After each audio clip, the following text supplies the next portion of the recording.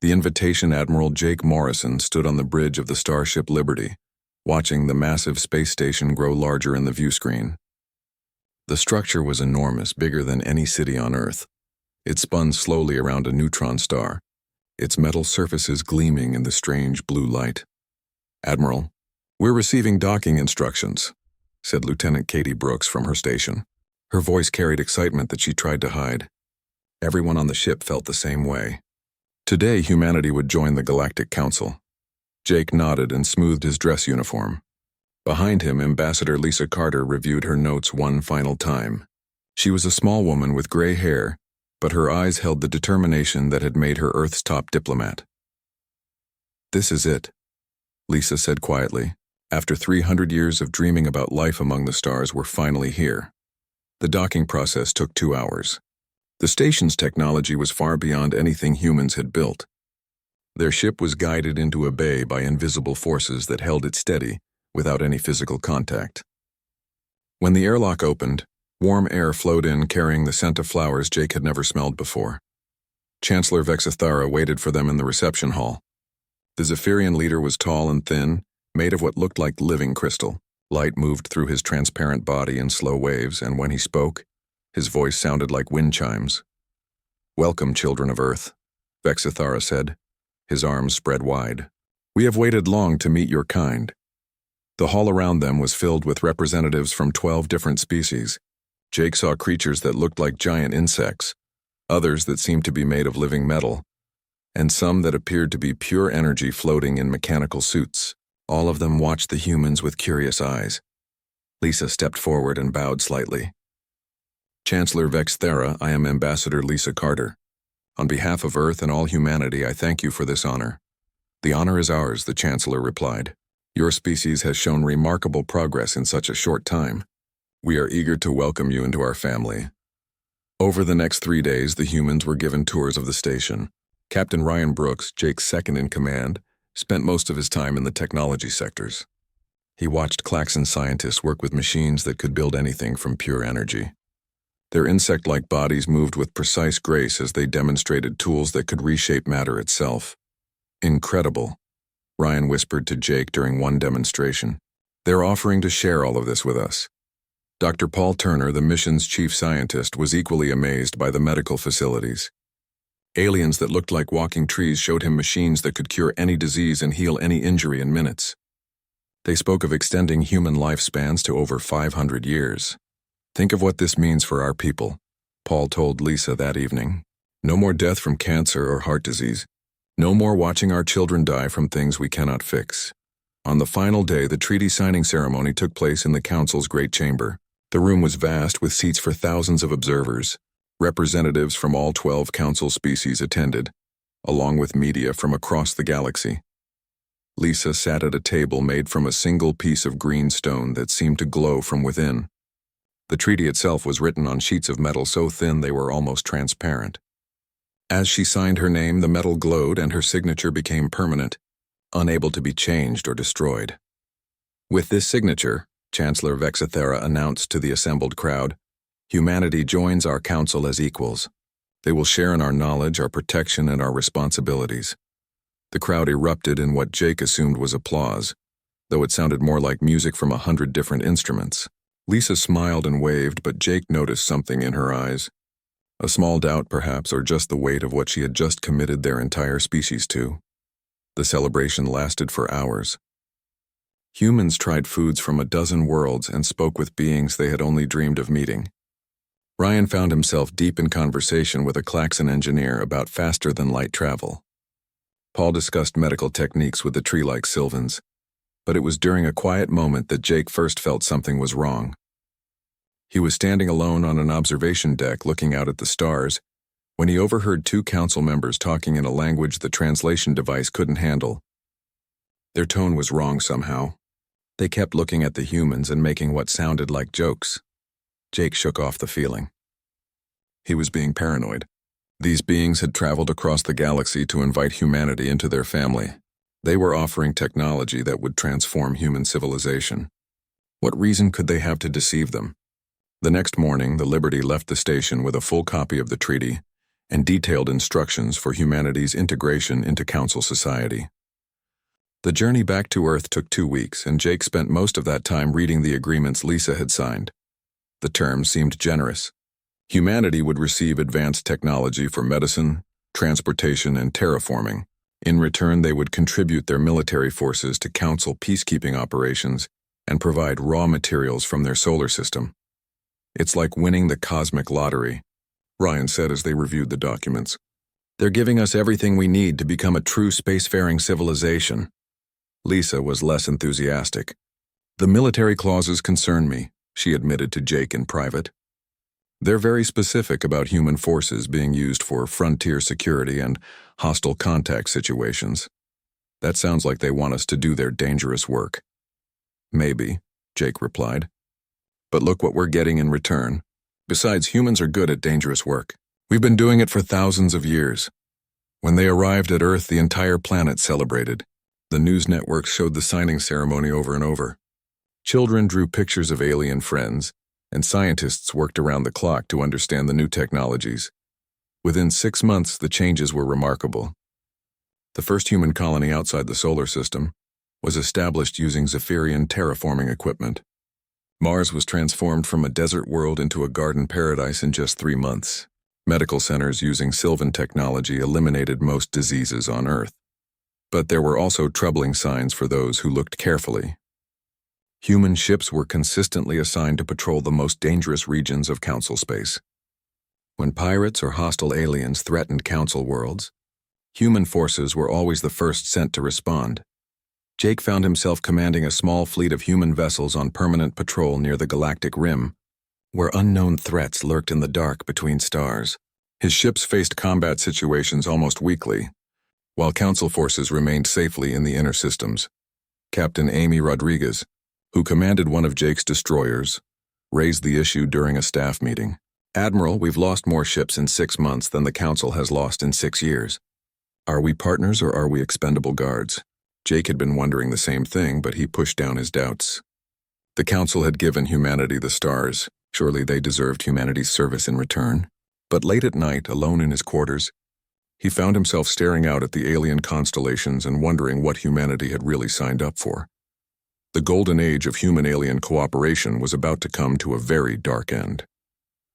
The trap revealed Admiral Jake Morrison was reviewing patrol reports when the encrypted message arrived. The transmission came through channels so secret that only a handful of people in human space even knew they existed. Jake's hands trembled slightly as he decoded the message from Agent Kevin Hayes, one of Earth's most skilled intelligence operatives. The message was simple but terrifying. Council plans discovered. Humanity in extreme danger. Trust no one. Evidence follows. Over the next hour, Jake's secure terminal received file after file of intercepted communications, recorded conversations, and stolen documents. Each piece of evidence painted a picture so horrible that Jake had to read everything 3 times before accepting it was real. Kevin Hayes had spent 8 months working undercover as a maintenance worker on the Council station.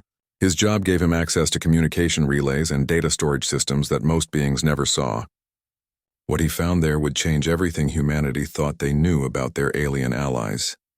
The first document was a conversation between Chancellor Vex Thera and the Klaxon High Commander, recorded just 2 days after the treaty signing.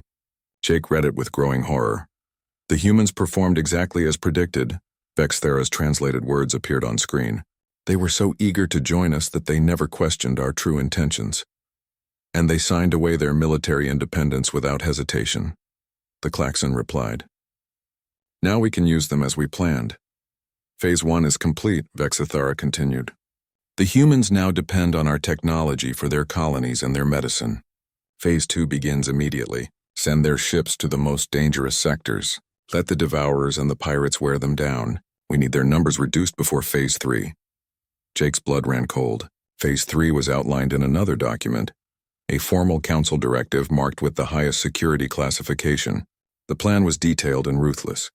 Once human military forces were sufficiently weakened, the Council would activate hidden kill switches in all the terraforming equipment they had provided. Every human colony outside Earth would become uninhabitable within hours. The surviving humans would be relocated to controlled settlements where they would serve as a labor force for the Council species. Children would be taken for educational programs that were actually indoctrination camps. Earth itself would be strip-mined for resources after its population was reduced to manageable levels. But the worst part was yet to come. Another file revealed that the Council had deliberately leaked humanity's location to their oldest enemies, the Devourers. These creatures consumed entire civilizations and left nothing behind but empty worlds. The Council expected the Devourers to attack human space within the year. The plan was perfect from the Council's perspective.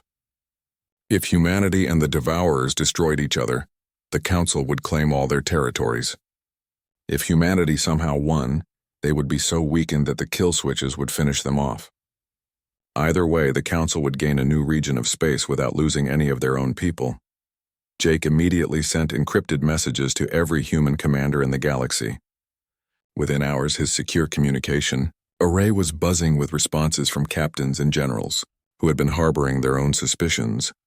Captain Amy Rodriguez reported that her destroyer had been ordered to patrol a sector where 3 previous human ships had vanished.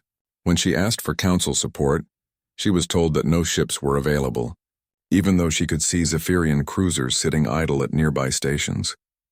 General Tony Clark, commander of human ground forces, revealed that his troops were consistently given the most dangerous assignments. When human soldiers died, the Council offered condolences but quickly requested more troops to replace them. No Council species had lost a single soldier in any operation involving humans. Dr. Paul Turner had discovered something equally disturbing in the medical technology. While the alien machines could indeed cure any disease, they also contained hidden monitoring systems that tracked every human who used them. The Council was building detailed files on human biology, psychology, and behavior patterns. Commander Beth Sullivan, who oversaw the terraforming operations, had found the kill switches herself. They were hidden deep in the environmental control systems of every human colony. A single command from the Council station could poison the air, contaminate the water, or destabilize the atmosphere of any human world. The evidence was overwhelming, but Jake needed to be absolutely certain before taking any action. He authorized Kevin Hayes to gather more intelligence, despite the enormous risk to the agent's life. Hayes succeeded beyond all expectations. He managed to infiltrate a high-level Council meeting where the final timeline was discussed. The recording he obtained was the smoking gun that removed all doubt about the Council's intentions. The day Devourer fleet will reach human space in approximately 8 standard months, reported the Titankin military advisor. Our projections show a 73% probability that both species will suffer catastrophic losses. Acceptable, Vexithara responded. Begin Phase 3 preparations immediately. I want the kill switches tested on one of their smaller colonies. Make it look like an accident. Which colony should we sacrifice? Asked the Klaxon representative. New Denver, came the casual reply. It has the smallest population and the least strategic value. The humans will mourn their dead and ask us for help investigating the malfunction. We will offer our sympathies and our assistance. Jake stared at the transcript in shock. New Denver was home to 50,000 humans, including his own sister and her family. The Council was planning to murder them just to test their weapons. The final piece of the puzzle came from an unexpected source. Ambassador Lisa Carter had been conducting her own investigation after noticing discrepancies in Council trade agreements. She discovered that every deal favored the Council species enormously. Humans were trading rare minerals and advanced manufacturing for obsolete technology and medical equipment that was already being phased out on Council worlds.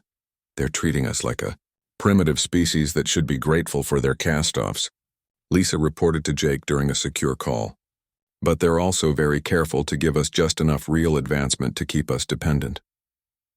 Lisa had tried to confront Chancellor Vexithara with her concerns during a diplomatic reception. His response had been telling. My dear ambassador, the crystal being had said with what might have been amusement, surely you understand that partnership requires different levels of contribution. Your people are still learning to walk among the stars.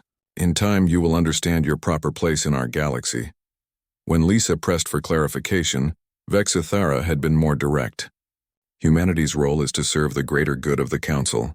Your species has certain useful qualities that other races lack. You are resilient, aggressive, and surprisingly clever for such a young civilization.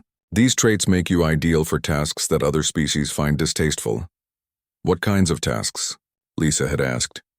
The kinds that might result in casualties, Vexithera had replied with cold honesty. Your people seem quite willing to die for causes they believe in. We find this trait very useful. Jake assembled all the evidence into a comprehensive report and transmitted it to Earth through the most secure channels available. The response from President Helen Martinez was immediate and decisive. Prepare for immediate withdrawal of all human assets from Council space, came the order. Maintain normal operations to avoid suspicion, but be ready to execute emergency protocols on my command. Jake began quietly recalling human ships and personnel under various pretexts.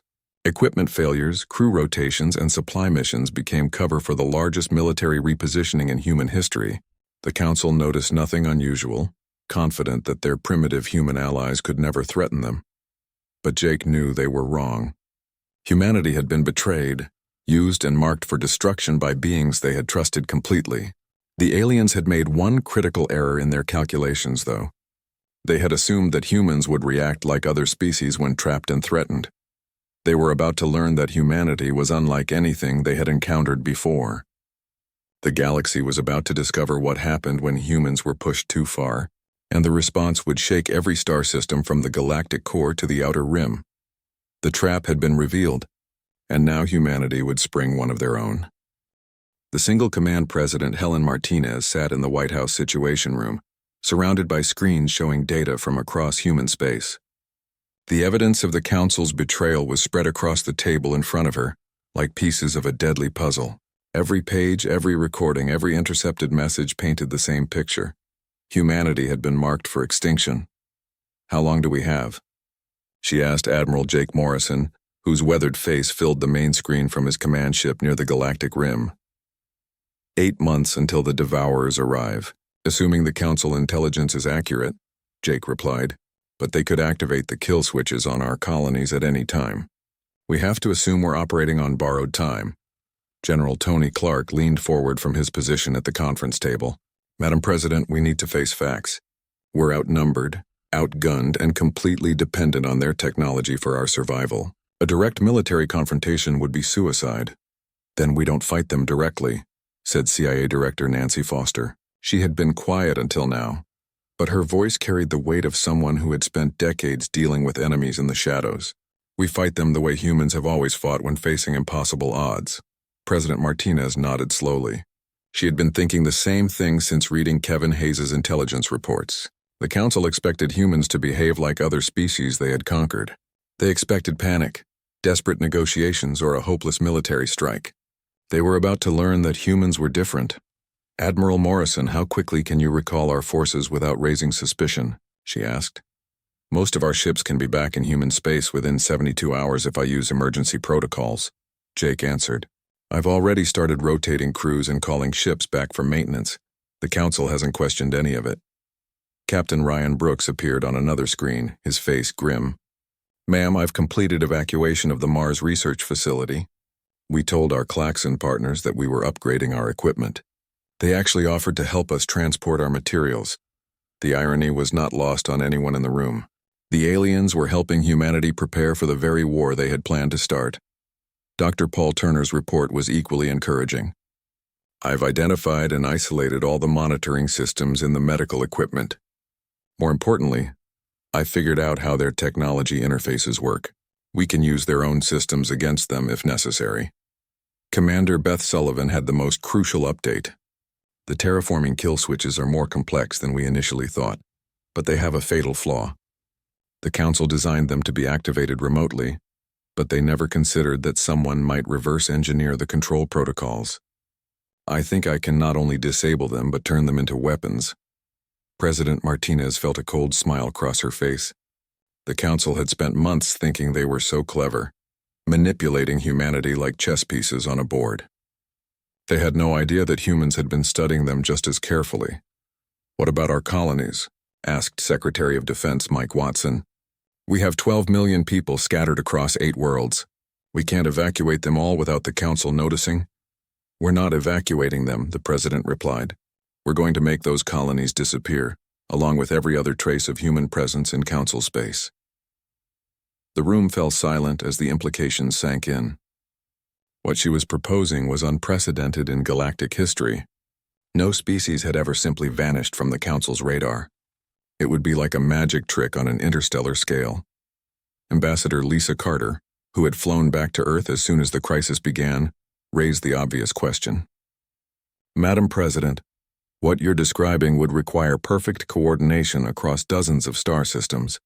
One mistake, one missed signal, and the entire operation fails." "Then we make sure there are no mistakes," Helen Martinez replied. "Admiral Morrison, I want you to establish secure communication with every human commander, every colony administrator, and every ship captain in our space. What I'm about to order has never been attempted before, but it's our only chance for survival." The next 6 hours were spent in frantic preparation. Secure communication networks that had been designed for wartime were activated across human space. Military commanders quietly alerted their crews to prepare for emergency operations. Colony governors were briefed on evacuation procedures that had been theoretical until now. At exactly 1800 hours Greenwich Mean Time, every human installation in the galaxy received the same priority message. The transmission was simple and direct, using codes that only humans would understand. President Martinez stood before the secure communication array in the Situation Room's communication center. Behind her, every major leader of human civilization watched in silence. The weight of their species' survival rested on the words she was about to speak. "This is President Martinez," she began, her voice carried to every human outpost from Earth to the far rim territories. "In the past year, we have learned the true nature of our relationship with the Galactic Council. We are not their partners.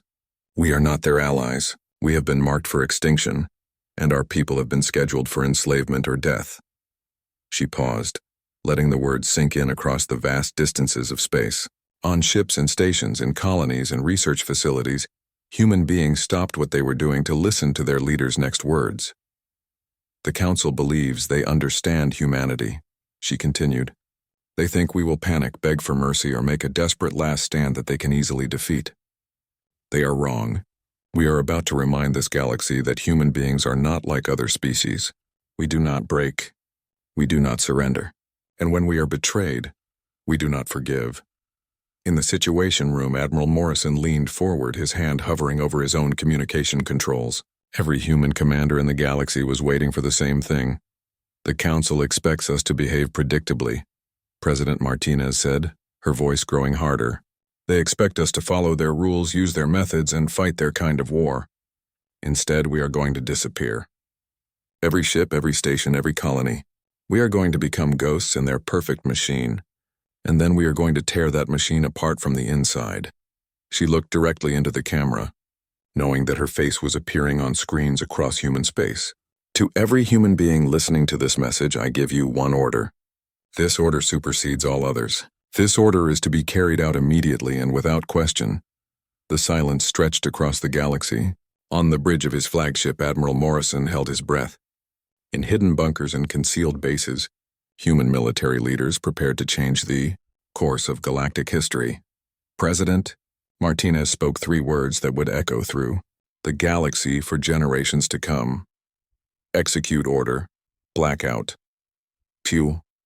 Effect was immediate and devastating. Across dozens of star systems, human civilization simply vanished. Ships that had been on routine patrol suddenly disappeared from all sensors. Colonies that had been broadcasting regular signals went silent. Space stations that had been busy centers of activity became empty shells drifting in the void. The Council's first reaction was confusion.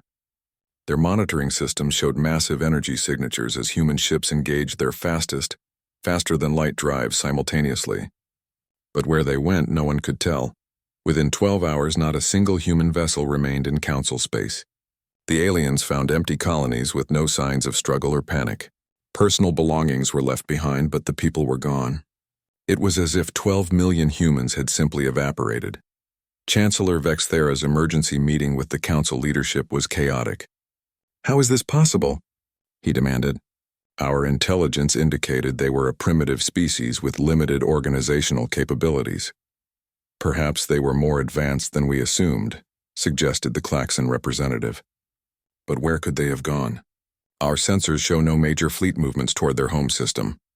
The truth was both simpler and more terrifying than the Council could imagine. Humanity hadn't fled to a distant safe haven. They had spread throughout the galaxy, hiding in asteroid fields, nebulae, and the dark spaces between stars.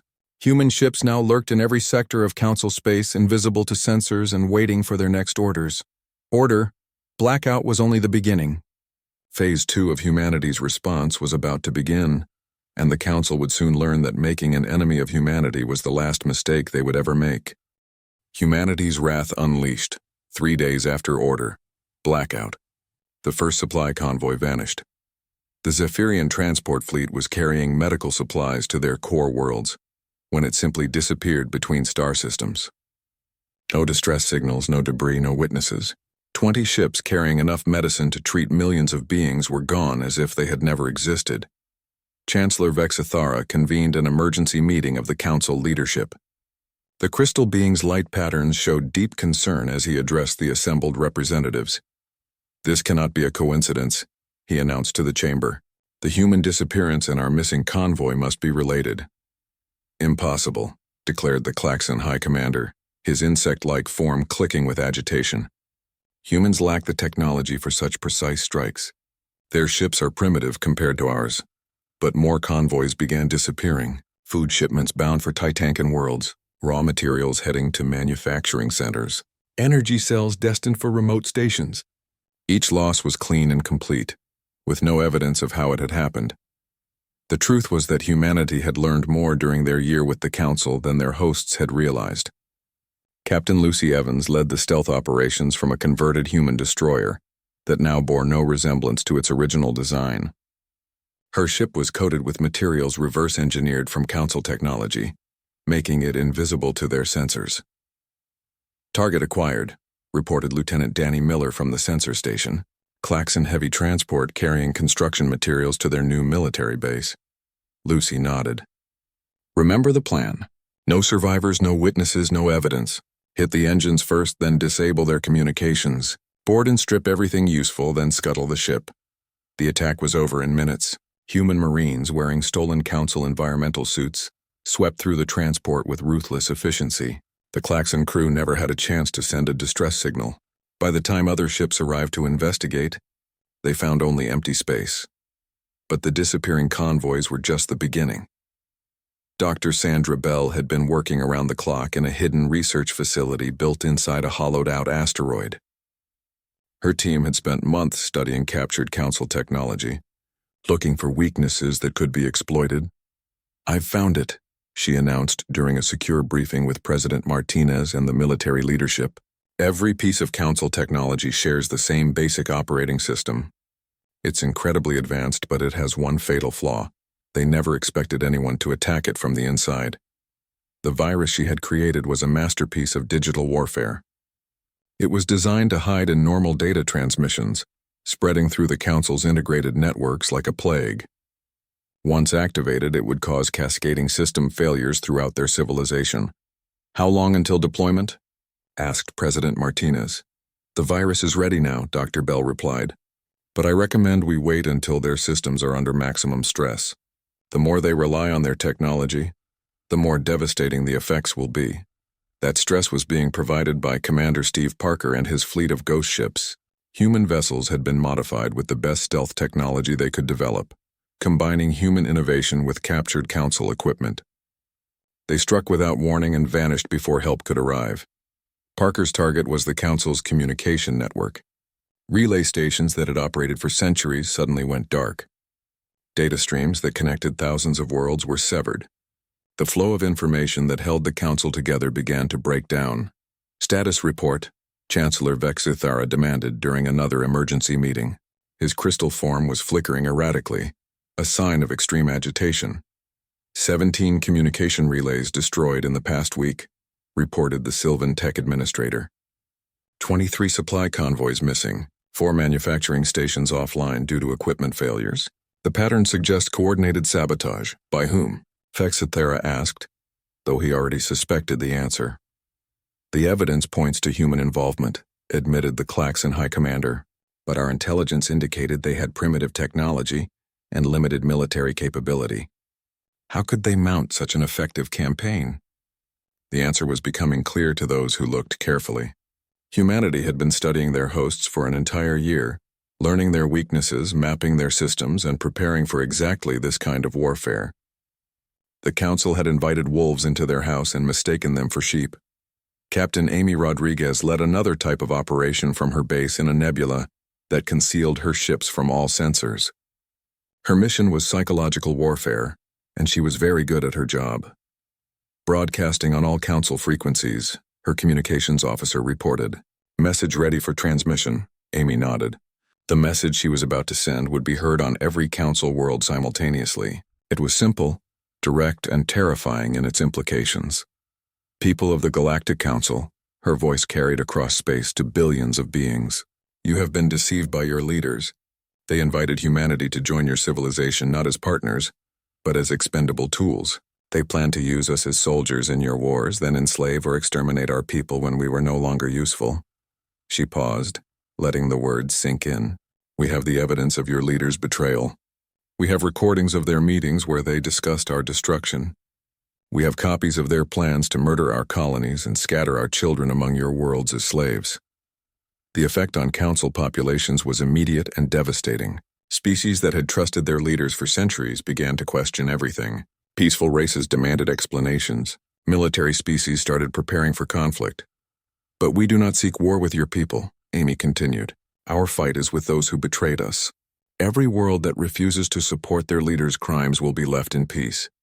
Every species that demands justice for what was planned will find us as allies, not enemies. The broadcast shattered the unity that had held the Council together for 3 millennia. Member species began choosing sides as the truth spread through their populations. Some demanded that Chancellor Fexithera explain the humans' accusations. Others called for immediate military action against the vanished human fleets. But the final blow came when Dr. Bell activated her virus during the height of the chaos. The digital plague spread through Council networks like wildfire, causing system failures across their entire civilization. Power grids collapsed on major worlds.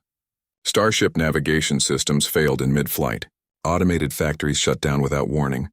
The technological superiority that had made the Council the galaxy's dominant power began crumbling from within. How is this possible? Fexithera demanded as his own command center's systems flickered and died around him. Our security protocols should prevent any external infiltration. The attack is coming from inside our own networks, his technician reported, panic clear in his voice. Someone has been placing infiltration programs in our systems for months. Every piece of data we shared with the humans may have contained hidden code. The realization hit the Chancellor like a physical blow. While the Council had been congratulating themselves on manipulating primitive humans, those same humans had been quietly dissecting every piece of technology they had been given. They had learned the Council's weaknesses better than the Council knew them themselves. Admiral Jake Morrison coordinated the final phase of the operation from his hidden command ship. Around him, holographic displays showed the state of Council space. Red indicators marked failed systems, broken supply lines, and panicking populations. The mighty civilization that had ruled the galaxy for 3,000 years was falling apart in a matter of weeks.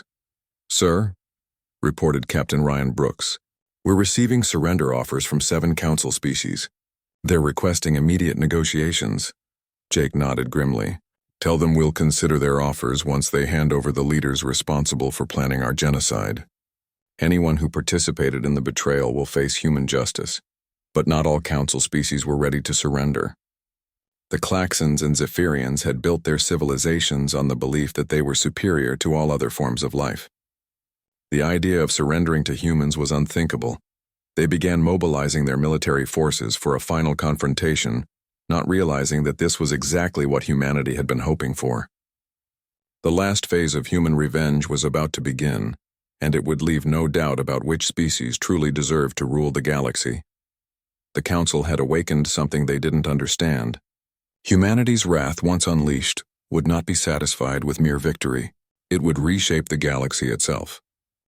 The new Galactic Order 6 months after Order Blackout, Chancellor Vexithara sat in the ruins of what had once been the most powerful government in the galaxy. Half of his crystal body was dark, damaged by power fluctuations when the human virus had destroyed the station's main systems. Around him, the Great Council chamber was empty except for emergency lighting and the sound of failing machinery. The Galactic Council was dead. 3 of the 12-member species had completely withdrawn from the Alliance, taking their fleets and colonies with them. 4 others had declared neutrality and were negotiating separately with human representatives. The remaining 5 species were barely holding their own territories together, let alone maintaining any kind of unified command. Vexithara's communication array crackled to life, displaying the image of Admiral Jake Morrison. The human leader looked older than when they had first met, but his eyes held a hardness that hadn't been there before. "Chancellor Vexithara," Jake said, his voice carrying across the empty chamber, "I believe it's time we talked." "Admiral Morrison," the crystal being replied, his voice patterns dimmed with defeat. "I assume you're calling to demand our surrender." "Actually, no," Jake said, and Vexithara detected something unexpected in his tone. "I'm calling to offer you a choice." Over the past months, humanity had proven their point with devastating effectiveness. Council supply lines were in ruins. Their communication networks were shattered. Their military forces were scattered and demoralized. But Jake Morrison was about to demonstrate why humans were different from every other species the Council had encountered. "The war is over," Jake continued. "Your civilization is broken, your government has collapsed, and your people are suffering. We could finish destroying what's left of your worlds, but that's not what we want." Vexithara's form flickered with confusion. "What do you want?" "We want justice," Jake replied. "And we want to make sure this never happens to anyone else." The terms that Jake outlined were harsh but fair. The Galactic Council would be dissolved permanently. The species that had planned humanity's genocide would face trial for crimes against sapient life. Reparations would be paid to human colonies for the damages they had suffered. But Jake also offered something: unprecedented mercy for those who had been misled or coerced into supporting the conspiracy. "The Etherians and the singing crystals of Andromeda have already contacted us," Jake explained. "They claim they were never told about the plan to destroy humanity. Our investigation supports their claims. We're prepared to offer them full pardons and partnership in a new galactic government." This was the moment that would define the future of the galaxy. Traditional conquest would have meant the complete destruction of the defeated civilizations. But humanity chose a different path. Commander Beth Sullivan had spent weeks establishing the framework for what humans called the sovereignty zones. These were regions of space where species could govern themselves according to their own laws and customs, but under the oversight of a new galactic authority that would prevent future genocides. "Every species gets to keep their home systems and immediate colonies," Beth explained to President Martinez during a secure briefing. "But any expansion beyond those zones requires approval from the new Galactic Security Council, and humans will have permanent oversight authority." The humans had learned from the Council's mistakes. Instead of ruling through manipulation and hidden agendas, they established clear laws and consequences. The message was simple: any species that attempted genocide or slavery would face the full might of human military power. Captain Amy Rodriguez was assigned to establish the first human sovereignty zone around Earth's solar system. The region extended 50 light-years in all directions, and within that space, human law was absolute. "Any ship entering our territory without authorization will be destroyed without warning," she announced to the galaxy during the first broadcast of the new galactic government. "We will not negotiate, we will not show mercy, and we will not give second chances to anyone who threatens human lives." The demonstration of this policy came when a group of Klaxon raiders, refusing to accept the new order, attempted to attack a human transport convoy near the edge of the sovereignty zone. They were obliterated by hidden defense platforms before they could fire a single shot. The galaxy learned quickly that humanity meant exactly what they said. Dr. Paul Turner led the effort to establish medical and technological aid programs for species that had been damaged by the conflict. But these programs came with strict conditions. Recipients had to sign agreements that banned slavery, genocide, and the development of weapons of mass destruction. We're not trying to control every aspect of their lives, Paul explained to skeptical human leaders, but we are making sure they understand the consequences of crossing certain lines. The most significant change came in how the galaxy viewed humanity itself. Captain Ryan Brooks, now serving as humanity's chief diplomat, found that other species approached him with a mixture of respect and fear that the old council had never inspired. They used to see us as primitive newcomers, Ryan reported to President Martinez. Now they see us as the species that brought down the most powerful government in galactic history in less than a year. That reputation has advantages. The new Galactic Security Council was established on a space station built in neutral territory, far from any single species home system. Representatives from approved species could join the council, but they served at humanity's discretion. The message was clear. Never again would humans trust their survival to alien promises. Admiral Morrison took command of the new Galactic Defense Force, a fleet composed primarily of human vessels but including ships from allied species. Their mission was simple: patrol the galaxy and prevent any species from growing powerful enough to threaten others. We're not conquerors, Jake explained to the crew of his new flagship during their first mission. We're guardians. Our job is to make sure that what happened to us never happens to anyone else. The transformation was remarkable. Species that had spent centuries in conflict began cooperating under human oversight. Trade flourished under the protection of human fleets. Scientific advancement accelerated as species shared knowledge without fear of it being used against them. But the greatest change was in humanity itself. The betrayal by the Council had taught them that in the universe, only strength commanded respect. They would never again be naive enough to trust blindly, and they would never again be weak enough to be threatened with extinction. President Martinez addressed the galaxy from the new human capital station, a massive structure that served as both a government center and a military fortress. 1 year ago, the Galactic Council made a fatal mistake, she said. Her words broadcast to every civilized world in the galaxy. They assumed that humans were just another primitive species to be used and discarded. They planned our destruction and the enslavement of our children. She paused, looking directly into the camera that would carry her image across thousands of star systems. They were wrong about us. We are not like other species. We do not accept defeat. We do not forgive betrayal. And we do not forget those who threaten our families. The camera pulled back to show the vast command center behind her, filled with humans and aliens working together under human leadership. But we also do not seek endless war. We offer partnership to those who prove they can be trusted. We offer protection to those who need it, and we offer justice to those who seek it. Her final words would be remembered for generations across the galaxy. The age of the Galactic Council is over. The age of human guardianship has begun. We did not seek this responsibility, but we will not shirk it. The galaxy is under our protection now, and we will defend it with our lives. As her image faded from screens across civilized space, beings of 100 different species reflected on the changes that had swept through their galaxy. Some mourned the old order. Others celebrated their new freedom. But all understood one simple truth that would shape the future for centuries to come. Humanity had proven that in a universe full of ancient civilizations and advanced technologies, the most dangerous species was the one that refused to give up. The Council had learned this lesson too late to save themselves, but their destruction had taught it to everyone else. The galaxy would never make the mistake of betraying humanity again. And under human protection, it would become something greater than it had ever been before. A place where all species could live without fear of extinction, knowing that somewhere in the darkness between stars, human ships stood guard against those who would do them harm. The betrayal was complete, but so was humanity's response. They had not just survived, they had become the guardians of the galaxy itself.